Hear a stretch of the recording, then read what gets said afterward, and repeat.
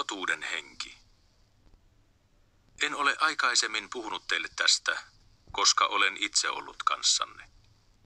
Mutta nyt minä menen hänen luokseen, joka on minut lähettänyt. Kukaan teistä ei kysy minulta, minne minä menen, vaan sydämenne on täynnä murhetta sen johdosta, mitä teille sanoin. Mutta minä sanon teille totuuden. Teille on hyödyksi, että minä menen pois. Ellen mene, ei puolustaja voi tulla luoksenne. Mutta mentyäni pois, minä lähetän hänet luoksenne, ja hän tulee ja paljastaa, että maailma on väärässä. Hän paljastaa, mitä on synti, mitä vanhurskaus ja mitä tuomio. Synti on siinä, että ihmiset eivät usko minuun. Vanhurskaus tulee julki siinä, että minä menen Isän luo, ettekä te enää näe minua. Ja tuomio on siinä, että tämän maailman ruhtinas on tuomittu. Paljon enemmänkin minulla olisi teille puhuttavaa, mutta te ette vielä kykene ottamaan sitä vastaan.